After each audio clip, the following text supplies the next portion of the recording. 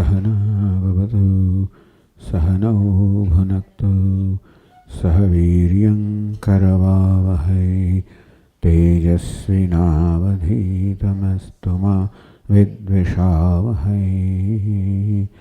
ओम शांति शांति शांति।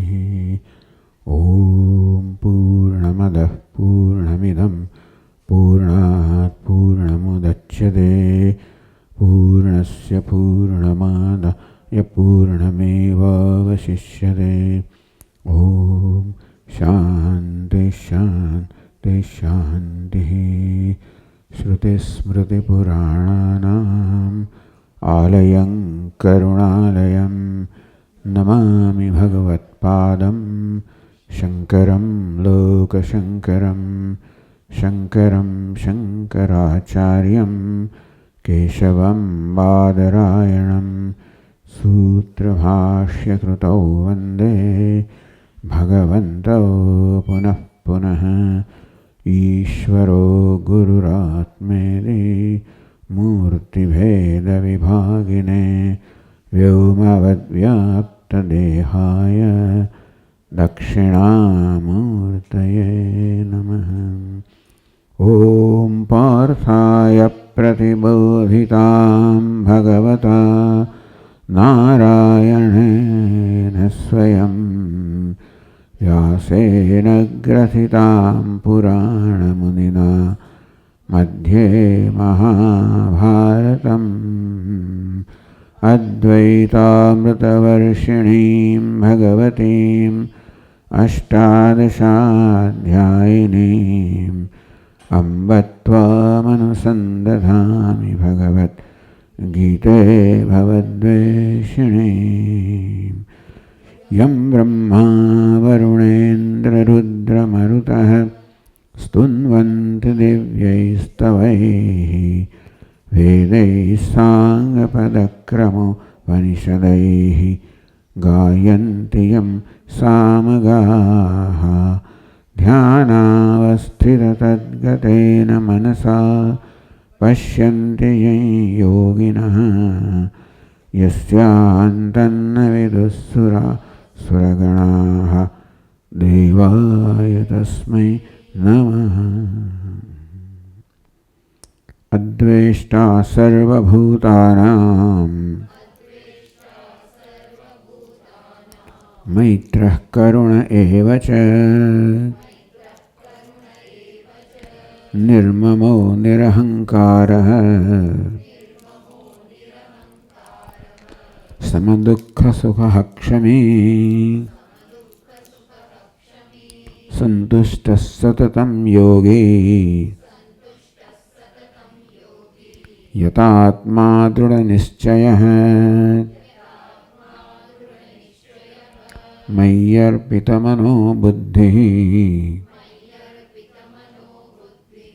यो मद्भक्तः स मे प्रियः।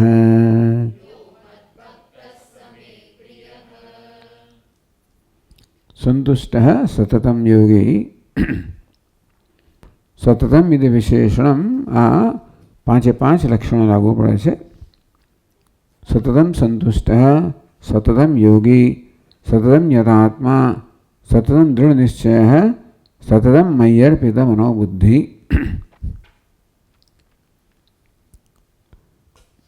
तो सर्वदापि संतुष्टः ब्रह्मानंदानुभूत्या संतोषयुक्तः सन् ब्रह्मानंदना अनुभव ने कारण ब्रह्म आत्मानंदना अनुभव ने कारण ये सतत संतुष्ट है। आत्मा सतत है अर्थात जो संतोष कोई प्रकारना प्रयत्न वगरना है निर्निमित्त है कोई कारण वगरना है स्वाभाविक है। ये स्वाभाविक होय ए ज सतत होई सके जेने होवा माटे कोई कारणनी जरूर न होय ए ज सतत होय नहीं तर तो कारण दूर थता कार्य दूर थई जाय। संतोष जे सामान्य प्राप्त थाय एवो कार्यभूत संतोष नथी। कशा कारणथी प्राप्त थाय संतोष तो कारण होय त्यां सुधी ज रहे नहीं तो पछी ना रहे। तो आत्मा संतोष स्वरूप छे एना माटे सतत संतुष्ट छे। હવે કહે છે સદાનંદયુક્તત્વ હેતુમાહ, એ સદા આનંદથી યુક્ત છે, સદા સંતુષ્ટ છે. અને હમણાં કારણ કહે છે યોગી સતતમ યોગી,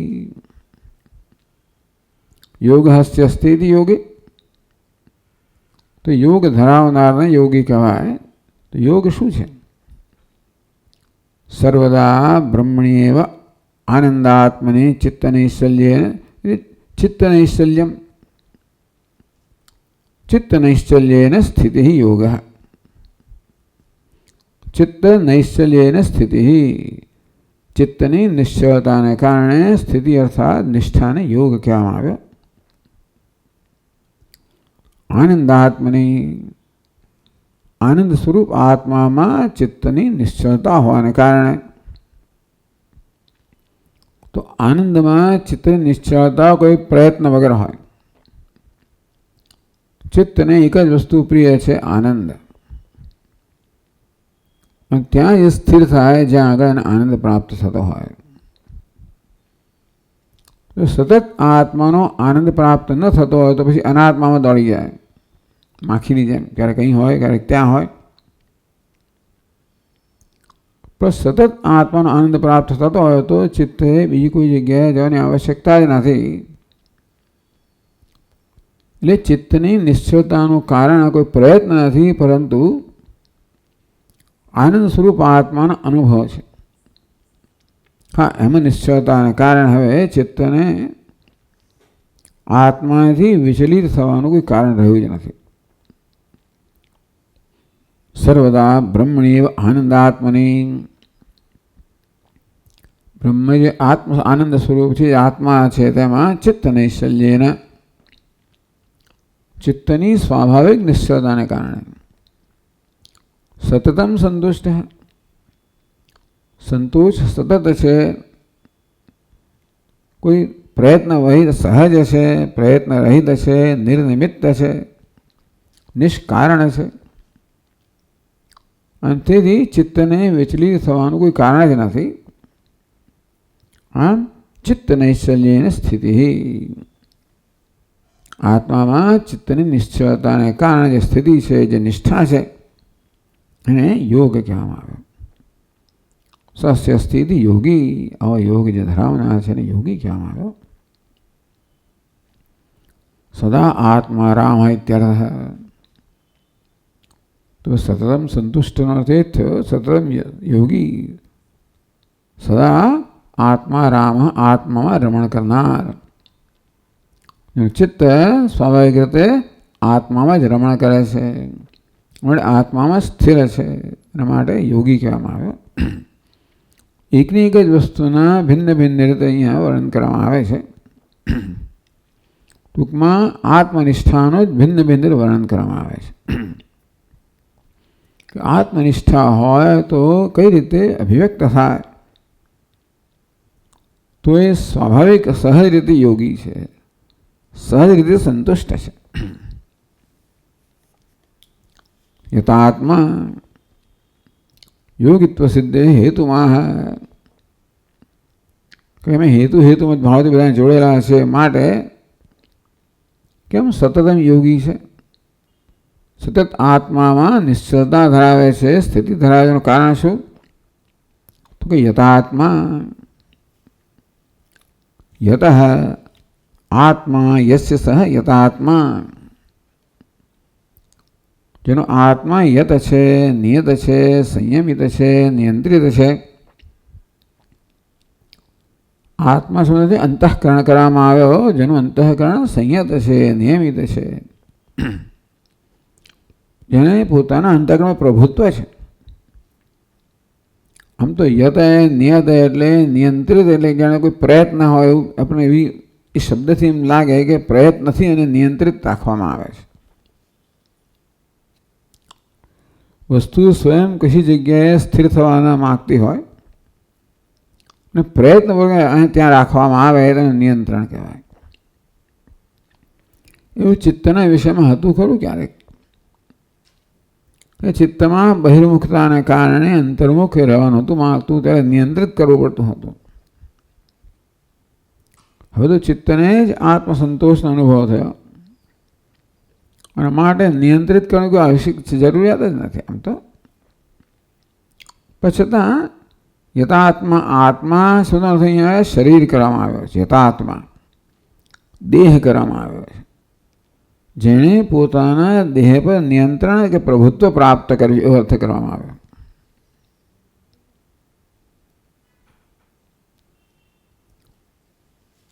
સતતમ યતઃ સંયતઃ. આત્મા દેહ યસ્ય સહ યથાત્મા, જેને પોતાના દેહ પર નિયંત્રણ છે, દેહ પર પ્રભુત્વ છે એવો અર્થ કરવામાં આવે. ચિત્ત તો આવે યોગીમાં. યોગીમાં યોગ શબ્દથી ચિત્તનું નૈશ્ચલ્ય કહ્યું, તો યથાત્મા શબ્દથી બીજું કંઈક કહેવું તો પડે જ. આત્મા શબ્દ દેહ કરવામાં આવે. સતતમ સતત યતઃ યતઃ નિયંત્રિત છે, સંયતઃ સારી રીતે નિયંત્રિત છે. કેવી રીતે? સમમ કાય શિરોગ્રહિત ઉક્તલક્ષણ સ્થાપિત આત્મા. આગળ 6ઠ્ઠા અધ્યાયમાં ધ્યાનના સંદર્ભમાં કહેવામાં આવ્યું, સમમ કાય શિરોગ્રહમ ધારયન અચલમ સ્થિર સંપ્રેક્ષ નાસિકાગ્રમ સ્વમ દિશશ્ચાનવલોકયન. આ પ્રકારે ધ્યાનની પૂર્વતૈયાર રૂપે કહેવામાં આવ્યું કે જેનો આત્મા દેહ છે એ સમ છે. તો એનો દેહ છે, એની ગ્રીવા છે, એનું મસ્તક છે, આ બધું એક જ રેખામાં છે. આ રીતે આ પ્રકારના ધ્યાનના પ્રયત્નના પરિણામે હવે જેનો દેહ સ્વાભાવિક રીતે જ આ પ્રકારે નિશ્ચલ છે. તો ભાઈ આવો અર્થ કેમ કર્યો આપે? યથાત્મા શબ્દનો અર્થ આપે જેને પોતાના દેહ પર સંપૂર્ણ પ્રભુત્વ છે, એ આત્માનો અર્થ દેહ કેમ કર્યો? તો કહે છે સતી એવ કાર્યકરણ સંઘાત નિરોધે સમાધિ. સમાધિ કહો, ચિત્તની નિશ્ચલતા કહો, ક્યારે હોય? જો દેહની નિશ્ચળતા હોય ત્યારે. સ્વાભાવિક છે. દેહમાં ચંચળતા હોય, અસ્થિરતા હોય તો એ મન પર અસર કરવાની જ છે. સતી એવ કાર્યકરણ સંઘાત નિરોધે. આમ કાર્યકરણ સંઘાત, કાર્ય એટલે દેહ ને કરણ એટલે ચિત્ત કે અંતઃકરણ, એનો નિરોધ હોય અર્થાત એના પર સંપૂર્ણ નિયંત્રણ હોય તો સમાધિ. તો પછી એ કાર્યકરણ સંઘાત મનની સ્થિતિમાં કે સ્થિરતામાં કોઈ રીતે અવરોધરૂપ ન થાય. કાર્યકરણ સંઘાતમાં ચંચળતા હોય તો એ ચિત્તમાં ચંચળતા લાવે અને સમાધિ એટલામાં એ પ્રકારની નિષ્ઠાની અંદર એ અવરોધરૂપ થાય. તેથી કાર્યકરણ સંઘાત નિરુદ્ધ હોય તો ચિત્ત પણ નિરુદ્ધ હોય. જો સમાધિનો તો ચિત્ત નિરોધ કરવામાં આવે તો ચિત્ત નિરોધ ત્યારે હોય જ્યારે કાર્યકરણ સંઘાતનો નિરોધ હોય. સમાધિ તો જ સમાધિ સમાધિમાં થયેવ વિપરીત પ્રત્યે નાન્યાસ. આમ બ્રહ્માહમસ્મી એ પ્રકારની એ પ્રત્યયમાં જેનું મન સ્થિર છે એ જ દેહોહમ એ પ્રકારના વિપરીત પ્રત્યયનો નાશ કરી શકે. તદેવ સમ્યક જ્ઞાનમ, તો જ પછી જ્ઞાનમાં નિષ્ઠા પ્રાપ્ત થાય. તદ્વતેહ વિદેહ મુક્તિ, એ જ વિદેહ મુક્તિ પ્રાપ્ત કરે. અતઃ યતે સદા સમાધિના ભવિતવ્ય. ટૂંકમાં આ પ્રકાર યથાત્મા દેહની સ્થિરતા દ્વારા કહેવામાં આવે કે દેહની સ્થિરતાને કારણે ચિત્તની સ્થિરતા હોય અને તો પછી અહમ બ્રહ્મ પ્રત્યેમાં સ્થિરતા હોય અને તો પછી જીવન મુક્તિ હોય. અને આ રીતે આ વસ્તુ માટે સતત પ્રયત્ન થવો જોઈએ. આત્મા શબ્દનો દેહ કહેવામાં આવે તો યદ્વા અથવા પોતે જ બીજો અર્થ આપે છે. યતઃ આત્મા યસ્ય સહ યથાત્મા. એ જ જેનો આત્મા યત છે, નિયત છે, સંયત છે, યથાત્મા છે. યતઃ નિરુદ્ધ, આત્માનો સ્વભાવ કરવામાં આવ્યો, વાસના કરવામાં આવ્યો, એવું કરવામાં આવ્યો. યસ્ય સ યથાત્મા, અર્થાત જેની વાસના નિરુદ્ધ થઈ ગઈ છે. ચિત્ત તો આવી ગયું એટલે પછી હવે આત્મા શબ્દ બીજો અર્થ કર્યો, વાસના અર્થ કર્યો. તો અર્થાત જેની વાસના નષ્ટ થઈ ગઈ છે ને યથાત્મા કહો. સતતમ યોગી યથાત્મા વિશેષણાભ્યામ નિશ્ચય યોગ સિદ્ધે કારણમાં. આમ સતતમ યોગી અને યથાત્મા બે પ્રકાર, બે વિશેષણથી કે નૈશ્ચલ્ય અને નિશ્ચયતાથી યોગની સિદ્ધિને પ્રાપ્ત કરી છે એનું કારણ સમજાવે છે. દૃઢ નિશ્ચય હૈ, જો દૃઢ નિશ્ચય હોય તો જ સતત યોગી હોય અને યથાત્મા હોય. દૃઢ નિશ્ચય એટલે શું? દૃઢ નિશ્ચય યસ્ય સ દૃઢ નિશ્ચય, બધા બહુવ્રીહી સમાસ છે. જેનો નિશ્ચય દૃઢ છે એને દૃઢ નિશ્ચય કહેવામાં આવ્યો. કયો નિશ્ચય? બ્રહ્મ એવાહમ ન તો સંસારેતિ. બ્રહ્મ એવ અહમ, બ્રહ્મ જે છું સંસારી નથી, એ પ્રકારનો જેનો નિશ્ચય દ્રઢ છે. એ પ્રકારનો દ્રઢ નિશ્ચય કેમ જન્મ્યો? નિરંતર સમાધિ સંજાત સમ્યક જ્ઞાનસ્ય વિષયભૂતે પરે બ્રહ્મણ્યેવ આત્મત્વ અનુભૂત્યા સમુત્પન્નો બ્રહ્મ એવાહમ ઇતિ ન તો સંસારી. એ બધાનો અર્થ એક જ કરવામાં તો એનું અર્થઘટન જુદું જુદું હોય છે, એક જ પ્રકારનું હોય. નિરંતર સમાધિ, ટૂંકમાં દરેકનો અર્થ જ્ઞાન નિષ્ઠા એવો જ છે. નિરંતર સમાધિ સંજાત, હું બ્રહ્મ છું એ પ્રકારના પ્રત્યયમાં નિરંતર સમાધિમાંથી જન્મેલો. સમ્યક જ્ઞાનસ્ય, એ જ્ઞાન નિષ્ઠા. વિષયભૂતે પરે બ્રહ્મણી, એ જ્ઞાનનો વિષય કયો છે? પરમ બ્રહ્મ. આત્મસ્વ અનુભૂત્યા, આ પ્રકારે પરમ બ્રહ્મ આત્મા છે એ પ્રકારની અનુભૂતિના કારણે આમ પોતાને સીધે સીધો પરોક્ષ જ્ઞાન કહો, અનુભવ છે કે હું પરમ બ્રહ્મ છું. એ પ્રકારનો અનુભવ દ્રઢ થયો નિરંતર સમાધિના કારણે. બ્રહ્મ એવાહમ ન તો સંસારી, હું બ્રહ્મ જે છું સંસારી નથી, એ પ્રકારનો દ્રઢ.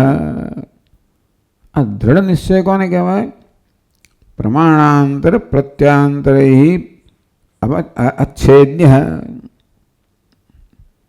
તો બીજા કોઈ પ્રમાણ કારણે બીજો કોઈ પ્રત્યય જન્મે તો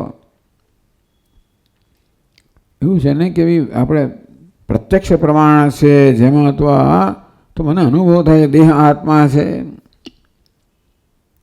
એટલે એવો પાછો પ્રત્યય જન્મે દેહોહમ. અથવા આ જગત સત્ય છે, દ્વૈત સત્ય છે, ભેદભાવ સત્ય છે, એ પ્રકારની વાસના હતી ને. એટલે એ પ્રકારના અનુભવોને કારણે એને પ્રમાણાંતર કહેવામાં, પ્રત્યક્ષ પ્રમાણ કહેવામાં આવ્યું. એક શાસ્ત્ર પ્રમાણ છે જે કહે છે કે હું બ્રહ્મ જ છું. એ શાસ્ત્ર પ્રમાણના આધારે પોતાને આ પ્રકારનું જ્ઞાન જન્મ્યું. પરંતુ એ જ્ઞાન દ્રઢ ના હોય તો પૂર્વના જે પ્રકારના અનુભવમાંથી જે વાસના કે નિશ્ચયો જન્મેલા, પૂર્વ નિશ્ચય હતો દેહોહમ એવો નિશ્ચય હતો, કે જગત સત્યમ એવો નિશ્ચય હતો, માટે ભેદભાવનો નિશ્ચય હતો. એ નિશ્ચયની કોઈક વાસનાઓ રહી ગયો તો એ નિશ્ચય જ્યારે જન્મે ત્યારે હું બ્રહ્મ છું કે અદ્વિતીયત્વ છે એને નિશ્ચયને લગાવી દે તો બ્રહ્મ એવાહમ, હું જ બ્રહ્મ જ છું, ન સંસારી નથી. એ પ્રકારનો નિશ્ચય સતત ના રહે, સતતમ દૃઢ નિશ્ચય, નિશ્ચય દૃઢ ના રહે. એ નિશ્ચય છે એ ડગી જાય. અર્થાત આવા અને કે વિપરીત પ્રત્યય કહેવામાં આવે, વિપરીત ભાવના કહેવામાં આવે. એ કોઈ વિપરીત ભાવનાથી એનો આ પ્રત્યય એનો નિશ્ચય ડગી નથી જતો, એમાં દૃઢ નિશ્ચય છે. સૈવાહમ ન દ્રશ્ય વસ્તુ એથી દૃઢ પ્રજ્ઞા વ્યસ્યાસ્તિ છેદ. દૃઢ પ્રજ્ઞા પ્રમાણાંતર પ્રત્યયાંતરે પ્રમાણાંતર પ્રત્યક્ષ અનુમાન અથવા અન્ય બધા શાસ્ત્રો બધા પ્રમાણાંતર કહેવાય. વેદાંત સિવાયના બધા પ્રમાણ. તો વળી પાછું કે સાંખ્ય કે અનેક આત્મા છે એનો વૈષયિક કે આત્મા સુખી દુઃખી છે વગેરે, બૌદ્ધ કે આત્મા શૂન્ય છે, આવા આને કારણે વળી પાછું ડગી જવાય નહીં. ઘણી આપણો નિશ્ચય દ્રઢ નથી હોતો, કોઈ આપણને થોડીક દલીલો કરીને દગાવી નાખે. પણ આ નિશ્ચય દ્રઢ છે કે કશી વસ્તુ એને કોઈ દગાવી ના શકે. કે હું જાણું છું હું કોણ છું. કોઈ પ્રકારની દલીલો હોય, બીજા કોઈ પ્રકારના અનુભવો હોય, એ કશી જ વસ્તુ એને દગાવી ના શકે. એટલો દ્રઢ નિશ્ચય છે. આવો અચ્છેદ્ય, જેનો છેદ ન થાય, એવો કોઈ વિક્ષેપ ના આવે, એ પ્રકારનો નિશ્ચય છે એને દૃઢ નિશ્ચય કહેવામાં આવ્યો. આવો દૃઢ નિશ્ચય ધરાવનારને દૃઢ નિશ્ચય કહેવામાં આવ્યો.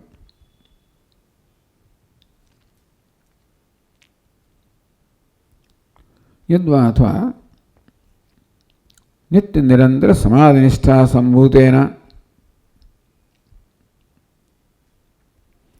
અધિષ્ઠાન યાથાત્મ સંદર્શનેન આરોપિત વસ્તુ તત્પ્રત્યયો અભાવે સિદ્ધે. એની વસ્તુ બીજી રીતે કહે છે. પહેલા કહ્યું કે આત્મા બ્રહ્મ છે એ પ્રકારના દ્રઢ જ્ઞાનને કારણે. હવે કહે છે કે અધિષ્ઠાન યાથાત્મ સંદર્શનેન, અધિષ્ઠાનના યાથાત્મનું યથાર્થતાનું અધિષ્ઠાનના સ્વરૂપના સારે દર્શનને કારણે. અધિષ્ઠાન અધ્યારોપ, આ દેહોહમ અધ્યારોપ છે, જગત સત્યમ અધ્યારોપ છે. અધ્યારોપ ત્યાં સુધી ટકી શકે જ્યાં સુધી અધિષ્ઠાનનો જે પ્રત્યય છે એ દ્રઢ ના બને. એટલા જ માટે, કારણ કે આ પ્રકારનો વિપરીત પ્રત્યય છે, એમાં જ આપણે જન્મ્યા છીએ, એમાં જ જીવ્યા છીએ, એને સાચો માનતા આવ્યા છીએ. એટલા જ માટે જે વસ્તુ ખરેખર સાચી છે એને પામવા માટે, જાણવા માટે, એમાં દ્રઢ થવા માટે મહાન પ્રયત્નની આવશ્યકતા છે. કારણ કે અધ્યારોપ દેહોહમ જગત સત્યમ, આ અધ્યારોપ કેવો છે? નૈસર્ગિક છે. એટલા જ માટે નિત્ય નિરંતર સમાધિ નિષ્ઠા. અત્યાર સુધી સમાધિ શેમાં થયેલી છે? દેહોહમ, એમાં સમાધિ થયેલી છે. જગત સત્યમ, એમાં સમાધિ થયેલી છે. સમાધિ કોને કહેવાય? કોઈ પ્રકારના પ્રયત્ન વગર જે પ્રત્યયમાં આપણી નિષ્ઠા હોઈએ. આમાં કારણ કે સમાધિ થયેલી છે, અર્થાત એવો નિશ્ચય, દ્રઢ નિશ્ચય થયેલો છે કે હું દેહ જ છું. નામ રૂપાત્મક સત્ય જે છે, એટલે આપણે ઉપેક્ષા નામ રૂપે દ્વે સચ્ચિદાનંદ તત્પર, નામ રૂપની ઉપેક્ષા કરીને સચ્ચિદાનંદ અધિષ્ઠાન છે એમાં તત્પરતા હવે. કે આ વ્યક્તિગત સ્તરે પણ નામ રૂપ ઉપેક્ષા કરીને હું જે સચ્ચિદાનંદ છું એ સત્ય છું એમાં તત્પરતા હવે. આ નિત્ય નિરંતર પ્રયત્ન માંગેલા છે. એને કારણે અધિષ્ઠાન યાથાત્મ સંદર્શનેન, નામનું અધિષ્ઠાન છે અસ્થિભાતિ એ હું છું એ પ્રકારના યથા સંદર્શનેન, સમ્યક દર્શનેન આરોપિત વસ્તુ તત્પ્રત્યયો અભાવે. આરોપિત વસ્તુ અનાત્મા હોય, નામરૂપ હોય, કારણ કે પ્રત્યય જન્મતો હતો દેહોહમ વગેરે, એનો અભાવ થઈ જાય. બ્રહ્મ એવાહમ સર્વમ ખલુદમ બ્રહ્મ, એ પ્રત્યેની દ્રઢતાને કારણે કે નામરૂપની સત્યતાનો પ્રત્યય હતો, કે ઉપાધિમાં અહમભાવનો પ્રત્યય હતો, એનો અભાવ થઈ જાય ત્યાં સુધી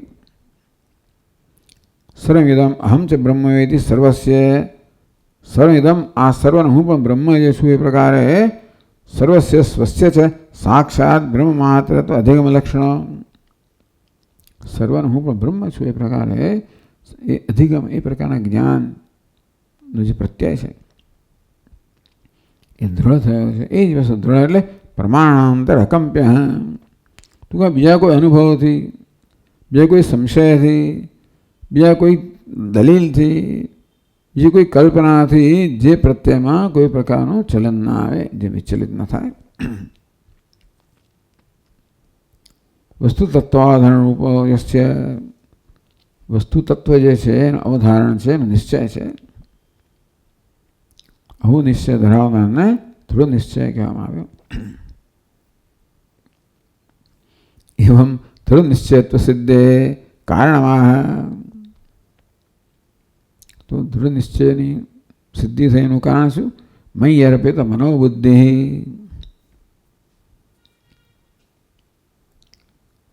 મનોબુદ્ધિ મય્ય અર્પિતે. મનોબુદ્ધિ દ્વિવચન. મયि एव अर्पिते इति मय्य येन सह मय्यर्पित मनोबुद्धि. પોતાના મન બુદ્ધિ મને જ અર્પણ જેને કર્યા છે એને મય્યર્પિત મનોબુદ્ધિ કહેવામાં આવે. તો મન કોને કહેવાય, બુદ્ધિ કોને કહેવાય, એને મને અર્પણ કર્યા છે અને કોને કહેવાય સમજાવે છે. અહમ વૃત્તિ બુદ્ધિ ઇદમ વૃત્તિ મન, એ પ્રકાર કહેવામાં આવ્યું. આપણે એને અંતઃકરણ કહીએ છીએ કે મન કહીએ છીએ. એની બધી વૃત્તિના બે વિભાગ કરવામાં આવે, અહમ વૃત્તિ અને ઇદમ વૃત્તિ. એકાહંકૃત અન્ય સ્યાત અંતઃકરણ રૂપિણી. આપણી વૃત્તિઓ બધી એક પ્રમાણ, એક સરખી નથી. ભલે અંતઃકરણ ચતુષ્ટય કહેવામાં આવે,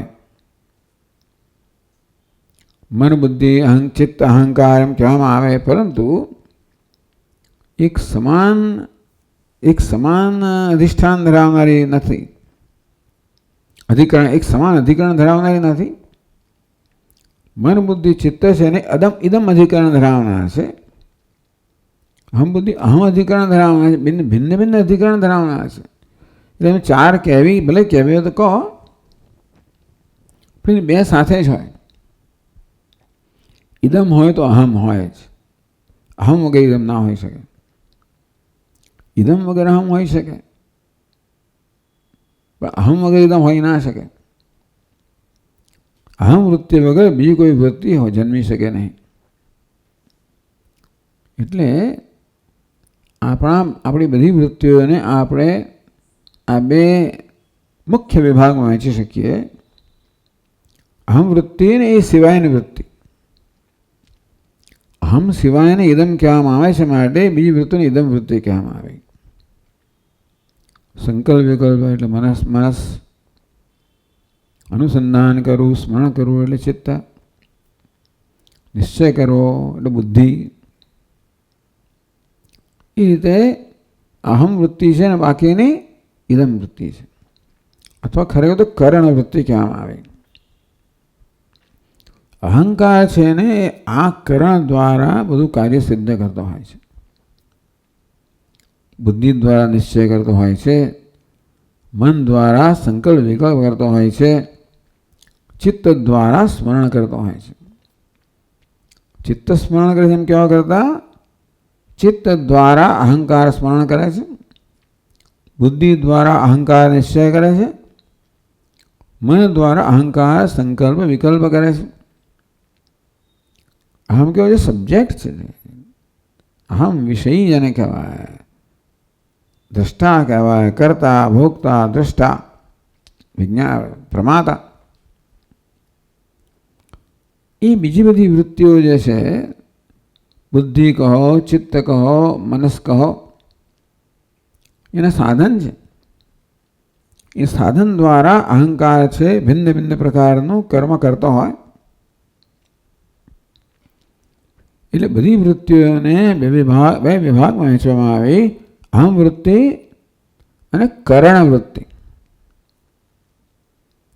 ચાલો, અહમ સિવાયના બીજાને ઇદમ કહેતા હોય તો અહમ વૃત્તિ ને ઇદમ વૃત્તિ કહો, એવું કહ્યું અહીંયા આગળ. એટલે મન અને બુદ્ધિ મને સમર્પિત છે, એટલે કે સમગ્ર અંતઃકરણ મને સમર્પિત છે. અંતઃકરણ અહમ વૃત્તિ અને ઇદમ વૃત્તિનું બનેલું છે, એટલે બંને વૃત્તિઓ મને સમર્પિત છે. એટલે પછી બુદ્ધિને અહમ વૃત્તિ કહેવામાં આવી, મનને ઇદમ વૃત્તિ કહેવામાં આવી. એ પ્રકારે સમજાવવામાં આવ્યું. અહમ વૃત્તિ બુદ્ધિ, ભગવાન જ્યારે મૈયર પિતા મનોબુદ્ધિ કહે છે,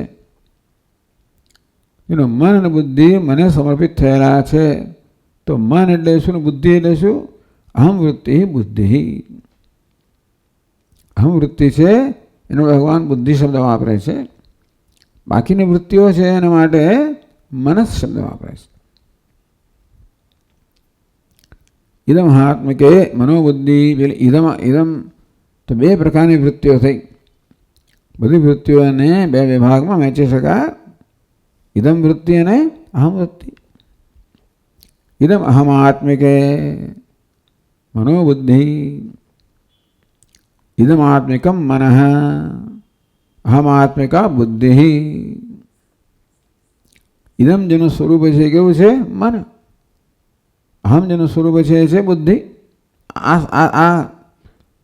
આ સંદર્ભમાં હંમેશા એવું નથી, પણ અત્યારે જે અર્થમાં મૈયર પિતા મનોબુદ્ધિ એ શબ્દનો પ્રયોગ થયો છે, એમાં ઇદમ જેનું સ્વરૂપ છે એવું મનસ, અહમ જેનું સ્વરૂપ છે એવું બુદ્ધિ. મયી એવ અર્પિતે. આ બંને મને સમર્પિત કરવામાં આવ્યા છે. મયી એવ પ્રત્યેક અભિન્ને પૂર્ણ બ્રહ્મણી અર્પિતે. પૂર્ણ બ્રહ્મમાં જે કેવું છે?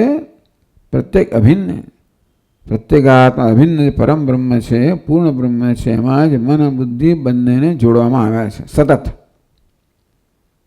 કહે છે સર્વદા મદેક વિષયત્વે સ્થાપિતે. ટૂંકમાં અહમનો વિષયમાં પરમ બ્રહ્મ છે, ઇદમનો વિષય પરમ બ્રહ્મ છે. હું પરમ બ્રહ્મ છું, આ સર્વ પરમ બ્રહ્મ છે. જગતમાં બે તત્વો છે, અહમ ને ઇદમ, એમ બધું જ આવી જાય. દૃશ્યમાં બધું, ટૂંકમાં સબ્જેક્ટ ઓબ્જેક્ટ અહમ ઇદમ બધું જ આવી જાય. સબ્જેક્ટ ઓબ્જેક્ટ કહો, અહમ ઇદમ કહો, આ બંનેનો વિષય કોણ? તો કે બંને ક્યાં સ્થાપિત છે? બ્રહ્મમાં. એટલે અહમ પણ બ્રહ્મ છે, ઇદમ પણ બ્રહ્મ છે. અહમ બુદ્ધિ એટલે કહે છે કે સર્વદા મદેગૈષત્વેન સ્થાપિતે. સતત અહમની જગ્યાએ બ્રહ્મ ને ઇદમની જગ્યાએ પણ બ્રહ્મ. અત્યારે અહમનો વિષય છે કયો છે? મર્યાદિત અહંકાર. ઇદમનો વિષય છે આ જગત જે મારા કરતાં ભિન્ન છે. પરંતુ આ પ્રકારનું જ્ઞાન છે કે જે અહમ છે એ બ્રહ્મ, હું બ્રહ્મ જ છું. ઇદમ પણ બ્રહ્મ જ છે.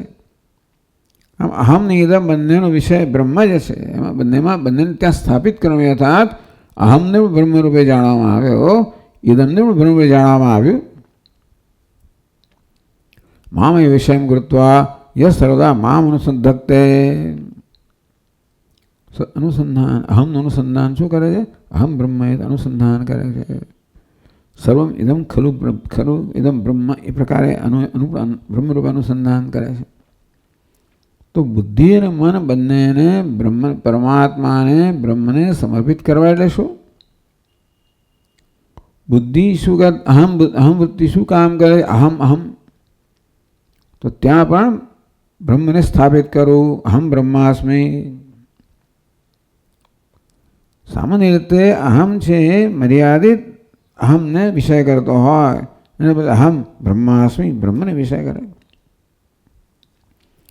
ઇદમ જેને પોતાના ભિન્ન માને છે એવાને અવિષય કરતો, તો કે એ પણ બ્રહ્મ જ છે. અહમ ઇદમમાં કોઈ ભેદ નથી. આગળ થયું સર્વમિદમ અહમ ચ બ્રહ્મ એવ ઇતિ. આવ્યું સર્વમિદમ અહમ ચ બ્રહ્મ એવ, જે છે સર્વ હું બ્રહ્મ જ છું. સર્વ મામ અનુસંધત્તે. આ પ્રકારે અહમ ને ઇદમ સ્વરૂપ મારું જ અનુસંધાન કરે છે. અહમ રૂપે મારું અનુસંધાન, ઇદમ રૂપે મારું અનુસંધાન. એને મૈયર પિતા મનોબુદ્ધિ કહેવામાં આવે. એમ કરવાને કારણે દૃઢ નિશ્ચય બન્યો, એમ કારણે સતત યોગી બન્યો, એમ કારણે સતત સંતુષ્ટ બન્યો. આ પ્રકારે કાર્ય કારણ ભાવ હેતુ મતભાવ કહેવામાં આવે. મયી અર્પિત મનોબુદ્ધિ યો મદ ભક્ત, આવો જ મારો ભક્ત છે. મત અનુસંધાન પર, ભક્તિનો અર્થ કરવામાં આવ્યો સ્વસ્વરૂપાનુસંધાનમ, કે ભાઈ સતત નિર્વિશેષ પરમાત્માનું અનુસંધાન, પરમાત્મા આત્મરૂપે અનુસંધાન, ઈશ્વરનું આત્મરૂપે અનુસંધાન, એ પ્રકારની સર્વોત્કૃષ્ટ ભક્તિને અહીંયા ભક્ત કહેવામાં આવ્યો, ધરાવનારને. મત ભક્ત મત અનુસંધાન પર, આમ ભક્તિ એને જ કહેવાય, ઈશ્વર અનુસંધાન કરવું એને જ ભક્તિ કહેવાય. પૂજા કરતા હોઈએ, જપ કરતા હોઈએ, કીર્તન કરતા હોઈએ, ધ્યાન કરતા, તો ખરેખર વિષય પરમાત્મા એનું જ અનુસંધાન થાય છે. પણ અનુસંધાનમાં પરમાત્મા સિવાયની બીજી વસ્તુ હોય છે. પૂજા થતી એટલે પૂજાના બધા વિષયો એમ વચ્ચે વચ્ચેમાં એને ભૂમિકામાં ભગવાન રહેલો છે. જપ થતો હોય તો ભગવાન જરા વધારે સ્પષ્ટ રીતે રહેલો હોય, ધ્યાનમાં એથી સ્પષ્ટ રીતે રહેલો હોય, અને આમાં પૂર્ણ સ્પષ્ટતાથી રહેલો હોય. એટલે ભક્તિ એટલે ભગવાનનું અનુસંધાનમાં પ્રેમપૂર્વક અનુસંધાન. અહીંયા તો ધ્યાનની જ વાત કરવામાં, ભક્તિ એટલે પ્રેમપૂર્વક ભગવાનનું અનુસંધાન થયું. એમાં પણ ભગવાનનું જ્યારે ઇદમ તરીકે ભિન્ન વિષય તરીકે અનુસંધાન થાય ત્યારે સગુણ બ્રહ્મની ભક્તિ છે. એ અહમ તરીકે અનુસંધાન થાય ત્યારે નિર્વિશેષ કે નિર્ગુણ બ્રહ્મની ભક્તિ છે. એની ભક્ત કહેવામાં આવ્યો જે નિર્વિશેષ બ્રહ્મનું આત્મતયા અનુસંધાન કરે છે. બધા અનુસંધાન પર એને જે લાગેલો છે, પરમાત્માના આત્મતયા અનુસંધાનમાં જે તત્પર છે, સમર્પિત છે, એને મદ ભક્ત, મારો ભક્ત, મદ અનુસંધાન પર, સદા સર્વત્ર બ્રહ્મમાત્રદર્શી, સદા સર્વકાળે સર્વત્ર સર્વત્ર સર્વ સ્થળે સર્વ સમયે બ્રહ્મમાત્રદર્શી, માત્ર બ્રહ્મનું દર્શન કરનાર, સર્વોત્કૃષ્ટ ભક્ત, સર્વોત્કૃષ્ટ જ્ઞાની. ટૂંકમાં તો કે ચતુર્વિધા ભજન્તે મામ જના સુકૃત આર્તો જિજ્ઞાસુર અર્થાથી જ્ઞાની છે ભરતર્ષભ. તો જ્ઞાનીને ભક્ત કહેવામાં આવ્યો, શ્રેષ્ઠ ભક્ત. એ જ્ઞાનીની વાત કરે છે કે એ ભક્ત એટલે એ જ્ઞાની. બ્રહ્મવિદ યતિ, બ્રહ્મવિદ કહો બ્રહ્મજ્ઞાની યતિ છે. યત્ન કરનાર સંન્યાસી અર્થાત સર્વ રીતે વિરક્ત છે. કારણ કે તો જ એનું પ્રત્યય, એનું બુદ્ધિનો પ્રત્યય એ સંપૂર્ણ સમર્પિત ત્યારે જ થાય જ્યારે બધા પ્રકારનું સમર્થથી મુક્ત થઈ ગયા હોય. એ ક્યારે બ્રહ્મને સમર્પિત હોય? બ્રહ્મ સિવાયના બાકીના બધા સમર્પણનો ત્યાગ કર્યો ત્યારે જ ને. બ્રહ્મવિદ્યતિ સમયે ઈશ્વરસ્ય પ્રિય, એ મારો ભાઈ કોનો પાસો, એટલે એ પ્રશ્ન થયો. સમય પ્રિય, મારો પ્રિય છે. કોનો? ઈશ્વરનો પ્રિય છે. કે એ તો જે કહેનાર છે એનું જ આ વાત થઈ રહી છે ને. જ્યારે ભગવાનને આત્મરૂપે જોવામાં આવે છે ત્યારે કોણ કોનો પ્રિય થયો? પણ ચાલો છતાંય પણ એવો ભેદ કરવામાં આવ્યો કે ભગવાન બોલી રહ્યા છે કે આવો ભક્ત સમયે ઈશ્વરસ્ય પ્રિય આત્મભૂતત્વાत्. ભગવાન કે આવો ભક્ત છે મને ઈશ્વરને પ્રિય છે કારણ કે મારું આત્મ સ્વરૂપ છે. કેમ પ્રિય છે? આત્મા હોવાને કારણે શું પ્રિય કેમ છે? તો કહે છે સર્વમ આત્મા એવ ખલુ પ્રિય, સર્વેશામ આત્મા એવ ખલુ પ્રિય. સર્વેશામ બધાને આત્મા જ પ્રિય હોય. અને જ્ઞાની ત્વાત્મયો મે મતમિતિ જ્ઞાન સ્વાત્મત્વેન અવતૃતત્વાદ. ભગવાન જ્ઞાની તો આત્મા એવ ઇતિ મે મતમ. ભગવાન કે જ્ઞાની તો મારા આત્મા જ છે, એક એવકાર વાપરવામાં આવ્યો. એ જ્ઞાન સ્વાત્મત્વેન અવધૃતત્વાદ નિશ્ચિતત્વાદ. ભગવાન એવકારથી ભાર મૂક્યો જ્ઞાની મારો આત્મા જ છે. મારો આત્મા જે છે એમ જે કાર્ય વાપરવામાં આવ્યો એ જ્ઞાની સ્વાત્મત્વેન આ જ્ઞાની સ્વાત્મા છે, મારું જ આત્મા છે. અવધૃતત્વાદ ભગવાને સાતમાથી આમ કહીને જ્ઞાની મારો આત્મા જે પ્રકારનો નિશ્ચય જાહેર કર્યો. આત્મભૂતો એ જ્ઞાની એ મારો પ્રિય હે. ભગવાન કે કયો મારો ભક્ત પ્રિય છે? જે મારો આત્મભૂત છે, જે મને આત્મતયા જાણે છે, જે આત્મતયા મારામાં રત છે, નિષ્ઠ છે, એ જ ભક્ત મને પ્રિય છે. નિત્ય પ્રિય હે, સતતમ પ્રિય હે, ત્યાં લગાડી શકાય. આવો જે છે જ્ઞાની જે મને આત્મરૂપે જાણે છે, એમાં નિષ્ઠ છે, એ મને પણ નિત્ય પ્રિય છે. તદન્ય તો નૈમિત્તિક પ્રિયા ઇત્યર્થ. બીજા બધા તો નૈમિત્તિક પ્રિય છે, કશું કરે છે માટે પ્રિય છે, કયું નિમિત્ત જે હોય. ટૂંકમાં આ નિર્નિમિત્ત પ્રિય છે, કોઈ કારણ વગર પ્રિય છે. બીજા બધા એવું હોય નહીં કે ભગવાનને પ્રિય માટે કશું નિમિત્ત. ભગવાન માટે બધા પ્રિય જ છે, પણ એ જ્ઞાની જેવો છે જે ભગવાનના આવા નિર્વિશેષ કે નિર્નિમિત્ત પ્રેમનો અનુભવ કરી શકે છે. બધા જ ભગવાનના નિર્નિમિત્ત પ્રેમ, બધા ભગવાનના આત્મા જ છે ને. જ્ઞાની આત્મા બધા આત્મા જ છે, પણ ભગવાન પોતાનો આત્મા છે, પોતે ભગવાનનો આત્મા છે.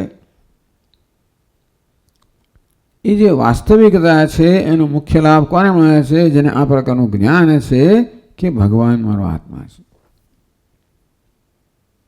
એટલે ભગવાનનો પ્રેમ બધા મળે સમાન જ છે.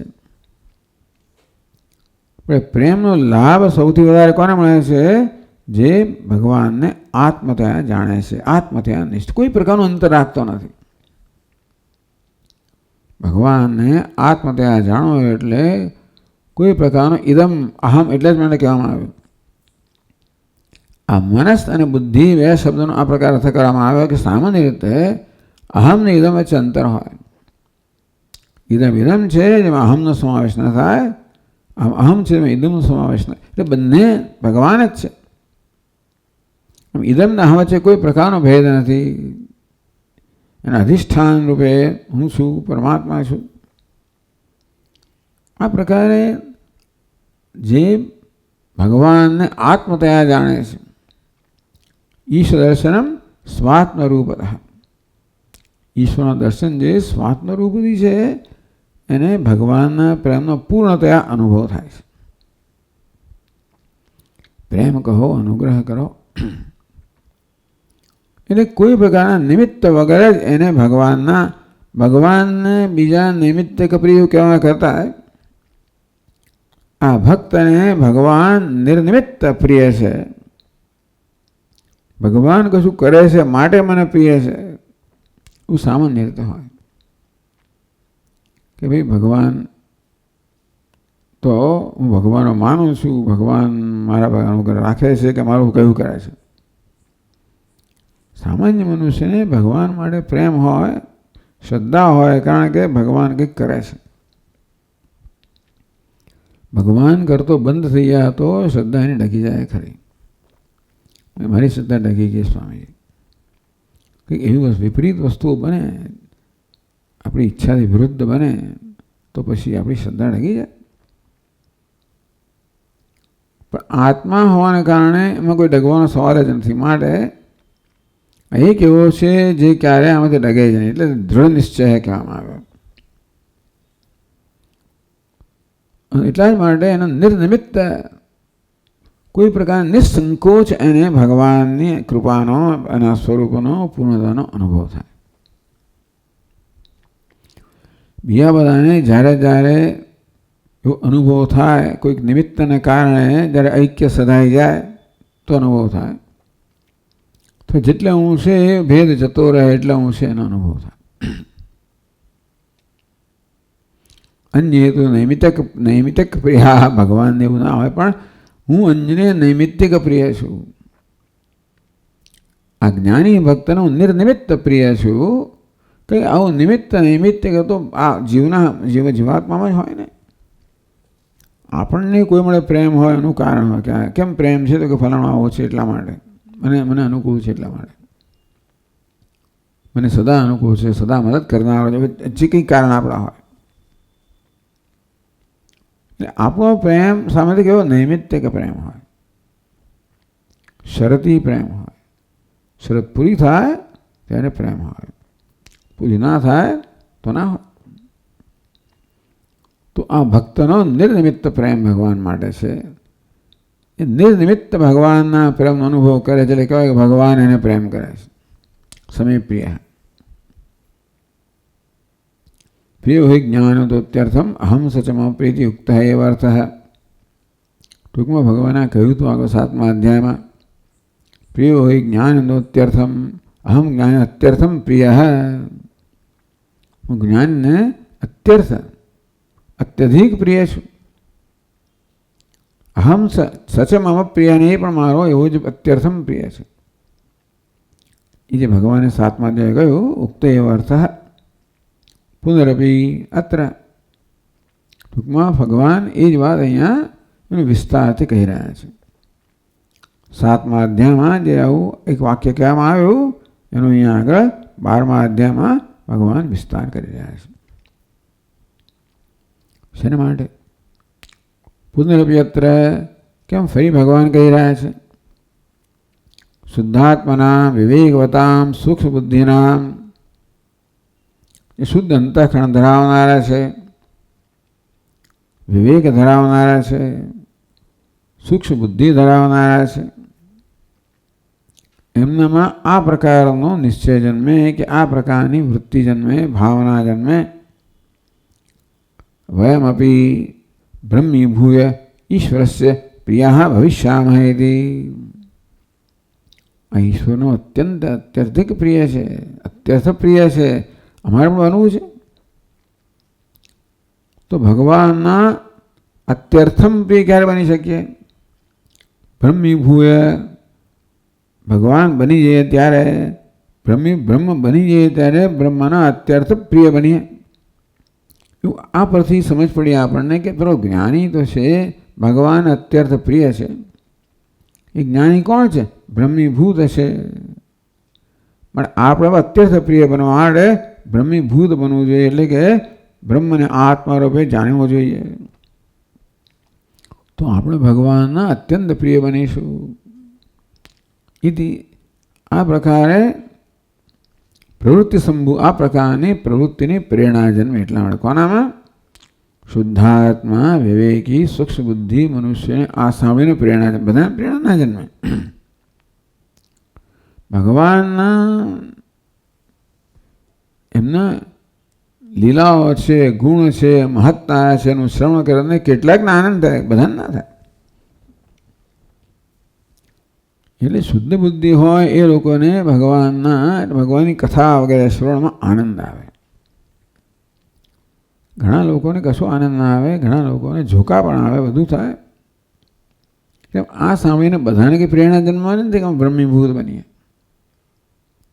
એટલે ટીકાકારે કહ્યું શુદ્ધાત્મના વિવેકવતામ સૂક્ષ્મ બુદ્ધિના, શુદ્ધ અંતઃકરણ ધરાવનારા, વિવેક ધરાવનારા, બુદ્ધિની સૂક્ષ્મતા ધરાવનારા જે છે એમને વયમપી હવે ભગવાનના પ્રિય બનીએ, અમે બ્રહ્મીભૂય બનીએ. એથી શ્રવણ અને નિધ્યાસન સમાધિશું. તો એમની શ્રવણમાં, મનનમાં, નિધ્યાસનમાં, સમાધિમાં પ્રવૃત્તિ જન્મવા માટે આ પ્રકારે ભગવાને ફરી પાછું અહીંયા આગળ પ્રતિપાદન કર્યું, જે વાત 7મા અધ્યાયમાં કહેવામાં આવી હતી.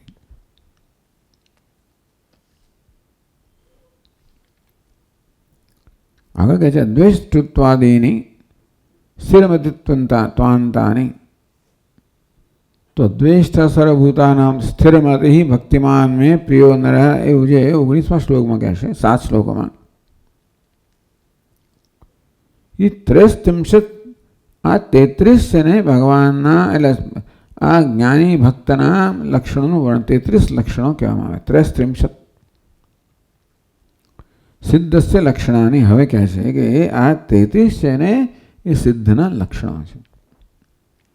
સાધકસ્ય તો જ્ઞાન પરિપાક સાધનાની. સાધક છે એને જ્ઞાન પરિપક્વ થવા માટે સાધન છે, જ્ઞાન પ્રાપ્તિના સાધન ખરા. એટલે શંકરાચાર્ય મહારાજે કહ્યું ત્યાં આગળ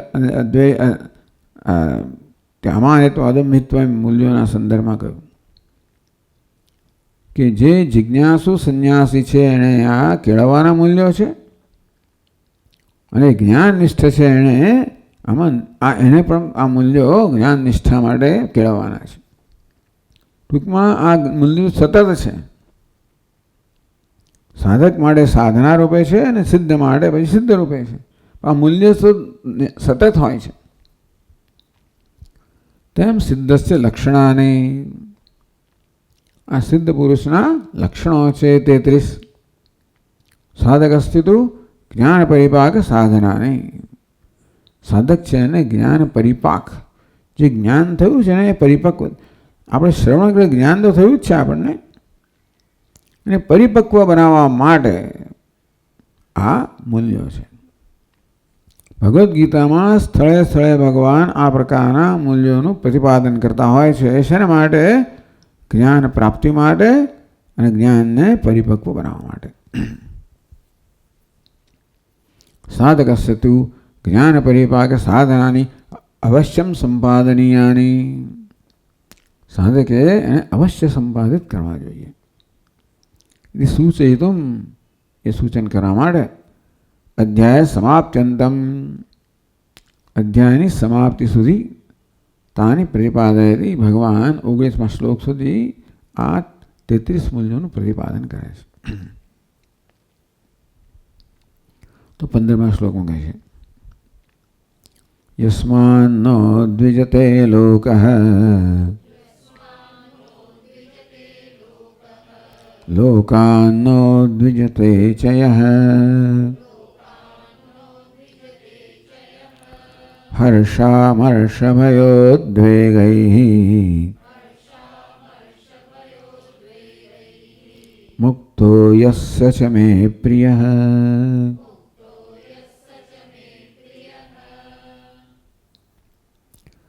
યસ્માદ ન ઉદ્વિજતે લોકઃ, જેનાથી લોકોને કે લોકને અન્યને ઉદ્વેગ થતો નથી, જે કોઈના ઉદ્વેગનું કારણ બનતો નથી. લોકાદ ન ઉદ્વેજતે છે, અને જેને લોકોથી ઉદ્વેગ થતો નથી, જે લોકો માટે ઉદ્વેગનું કારણ બનતો નથી, અને લોક જેને માટે ઉદ્વેગનું કારણ બનતા નથી.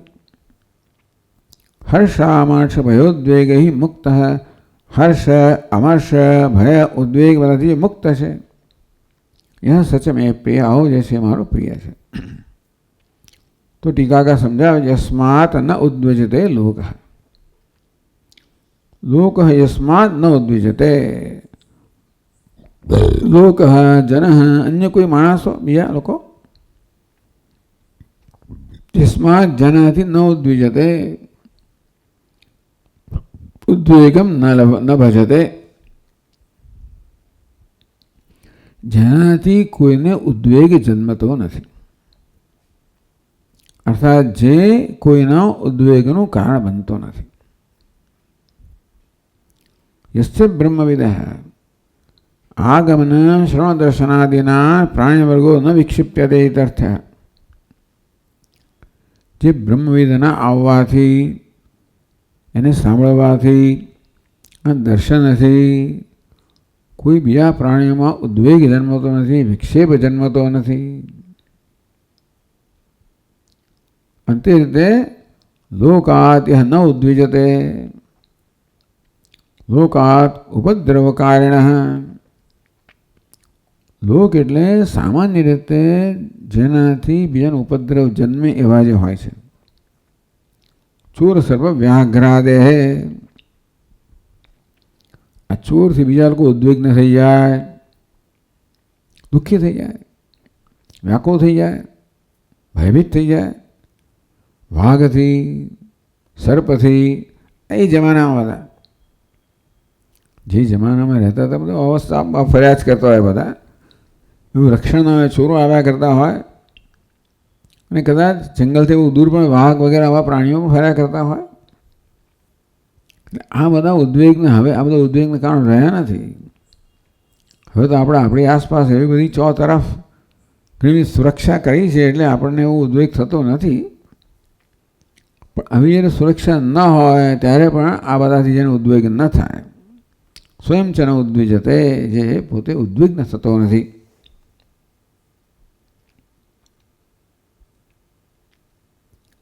તેષામ આગમન દર્શન સ્પર્શનાદિભી. આ સાપ વાઘ ચોર આવે એ દેખાય, સ્પર્શ કરે તો પણ જેનામાં કોઈ ઉદ્વેગ જન્મતો નથી. ન પ્રાપ્તનો દૈત્યાર્થ. અર્થાત કારણ કે એ સર્વને આત્મરૂપે જોયું છે એટલા માટે. એક જ આત્માથી જ ઉદ્વેગ ના જન્મે, બાકી તો ઉદ્વેગ જન્મે. પોતાને તો ઉદ્વેગ ના જન્મે. એટલે જ્ઞાની પુરુષ સર્વત્ર આત્મદર્શન હોય તો આ ચોર વગેરે સાથે આત્મ પ્રત્યે તો રહેલો જ છે. ચોર હોય, વાઘ હોય, સાપ હોય, સામાન્ય ભય જન્મ આવે, વ્યાકુળતા જન્મ આવે, કારણ કે અનાત્મ પ્રત્યય છે ને. આત્મ પ્રત્યય હોય તો આ કશી વસ્તુ ઉદ્વેગ, વ્યાકુળતા, ભય કશું જ ન જન્મ આવે. એવી એક આઈડિયલ, એવી એક આદર્શ સ્થિતિની વાત થઈ રહી છે. એટલે બધું છે ઉપર લઈને જ મૂક્યું, દરેક મૂલ્ય છે ને એને છેક ઉપર લઈને જ મૂકી દીધા છે. આત્મતયા દર્શન, બીજું કંઈ એ સિવાયની વાત કરી જ નથી. એટલે વ્યવહારમાં આ બધા મૂલ્યો કેમ? કારણ કે આપ જ્યારે કહી રહ્યા છો કે સાધકે આ બધા મૂલ્યો જે છે એનું પાલન તો કઈ રીતે પાલન કરે? જે પ્રકારે મૂલ્યોનું વર્ણન, એમાં કોઈ સાધક પાલન કરી શકે એમ છે જ નહીં ને. વ્યવહારમાં આ મૂલ્યનો કેમ અમલ કરવો એની કોઈ જાતનું એ માર્ગદર્શન આપ્યું નથી. દરેક મૂલ્ય એક જ અર્થ કર્યો, આત્મનિષ્ઠા. એ સબ બીજું અર્થ જ નથી કર્યો. તો 33નું વર્ણન કરવાની જરૂર નથી, એક જનું વર્ણન કરવાનું પૂરતું છે. દરેકમાં સતત સમાધિનિષ્ઠ ફલાણા દેખા કરી એક જ અર્થ કરવામાં આવતો હોય તો એક મૂલ્ય બીજા મૂલ્ય કરતાં બીજું છે જ નહીં. વ્યવહારમાં આ મૂલ્યનો કેમ પ્રયોગ કરવો? કે ભાઈ યશમાં આપણે કેમ કોનું ઉદ્વેગનું કારણ બનીએ છીએ?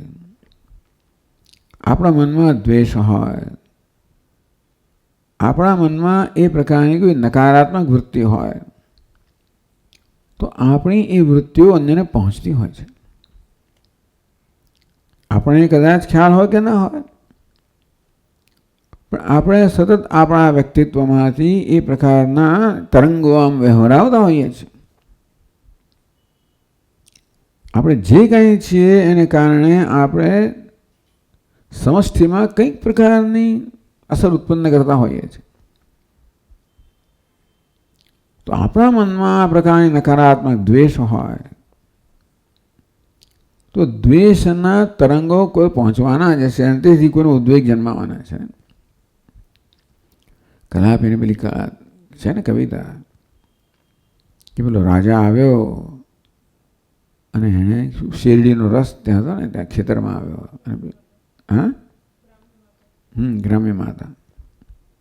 મને તરસ લાગી છે, માં એને શેરડીનો રસ પીવડાવ્યો પ્રેમથી. પેલા મને વિચારો, આ ખેતર આટલું છે, રાજા છે, લઈ લઉં. વિચાર આવે તરત પેલે પહોંચી ગયો. એ કલાપી બતાવે કેવી રીતે આપણા મનની વૃત્તિઓ છે કેવી રીતે પહોંચતી હોય છે. આપણને કદાચ ખ્યાલ ના હોય કે જે પ્રકારની વૃત્તિઓ મનમાં આપણે આવી રીતે સેવતા હોઈએ છીએ એની અસર થતી હોય છે. હવે કોને એ પણ જે સંવેદનશીલોને અસર થાય, બધાને ના થાય, પણ કશું કર્યા વગર પણ આપણે કોઈના ઉદ્વેગનું કારણ બની શકીએ છીએ. માત્ર આપણા મનમાં અમુક પ્રકારની વૃત્તિઓ સેવવા દ્વારા. આમ રાગ કે દ્વેષનું સેવન કરતા હોઈએ આપણે મનમાં તો વસ્તુ પહોંચતી જ હોય છે. અને તે રીતે બીજા કોઈ આપણા પ્રત્યે રાગ દ્વેષ સેવન કરતા હોય તો આપણે પહોંચે. બીજા આપણો ઉદ્વેગ ક્યારે પહોંચાડે? આપણા પ્રત્યે એ પ્રકારની ભાવનાઓ સેવતા હોય. આપણે ક્યારે ઉદ્વેગ પહોંચાડે? આપણે બીજા માટે એવી ભાવનાઓ સેવતા હોઈએ. એટલે ટૂંકમાં જ્ઞાનની સાધના માટે પરિપક્વ, આ બધા દરેક મૂલ્યનું આપણે ચિંતન કરવું જોઈએ. અદ્વેષતા સર્વભૂતાની વાત કરીએ આપણે, મિત્રતા, કરુણતા, તેવી રીતે અહીંયા આગળ જેનાથી કોઈને ઉદ્વેગ જન્મતો નથી. એટલે મારે હંમેશા મારી મનોવૃત્તિ પ્રત્યે ધ્યાન આપવું જોઈએ, કયા પ્રકારના વિચાર હું સેવી રહ્યો છું. આ કામ, ક્રોધ, લોભ, મોહ, મદ, માત્સર્ય, આ બધા વિચારો છે, એ જન્મે એક વસ્તુ છે. હવે ક્રોધનો વિચાર જન્મે, દ્વેષનો વિચાર જન્મે પેલા પૂર્ણ સંસ્કારને કારણે. એ વિચારને જ્યારે પુષ્ટિ આપવામાં આવે, એ વિચાર જ્યારે સતત મારા મનનો કબજો, તો જ મારા મનનો કબજો લે, તો પછી એ પ્રકારનો સતત મારું હું એ પ્રકારના વાતાવરણમાં અસર કરવાનો છું. એટલે મારું મન કયા પ્રકારનું ચિંતન કરી રહ્યું છે, એટલે સાવધાની હોવી જોઈએ. જ્યારે નકારાત્મક આ પ્રકારની વિચારધારા ચાલી રહી હોય ત્યારે પ્રયત્નપૂર્વક અને બદલીને હકારાત્મક બનાવવી જોઈએ. ટૂંકમાં આપણે નકારાત્મક વિચારધારાથી અન્યને ઉદ્વેગ પહોંચાડતા હોય, એ સૂક્ષ્મ હોય, ઉદ્વેગ પહોંચતો હોય કે ના હોય, પણ આ તો આપણે તો ઉદ્વિગ્ન બનીએ છીએ.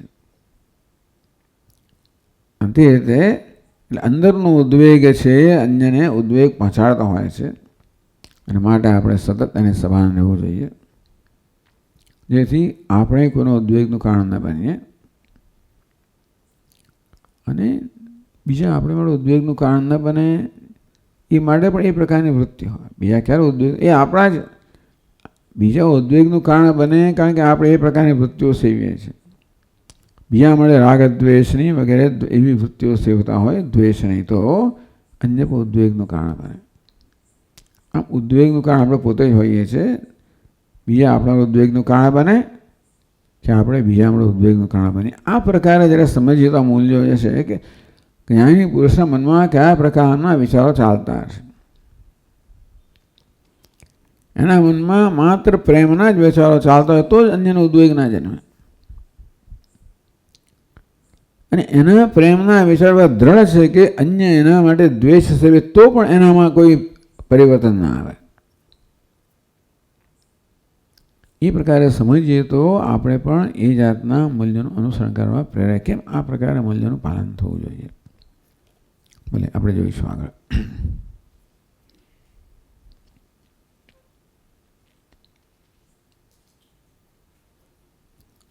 ઓમ પૂર્ણમદઃ પૂર્ણમિદં પૂર્ણાત પૂર્ણમુદચ્યતે પૂર્ણસ્ય પૂર્ણમાદાય પૂર્ણમેવાવશિષ્યતે. ઓમ શાંતિ શાંતિ શાંતિ. શંકરં શંકરાચાર્યં કેશવં બાદરાયણં સૂત્રભાષ્યકૃતૌ વંદે ભગવन्तौ પુનઃ પુનઃ. ઈશ્વરો ગુરુરાત્મેતિ મૂર્તિભેદવિભાગિને વ્યોમવદ્વ્યાપ્તદેહાય દક્ષિણામૂર્તયે નમઃ. ઓમ શાંતિ શાંતિ શાંતિ. હરિ ઓમ. શ્રી ગુરુભ્યો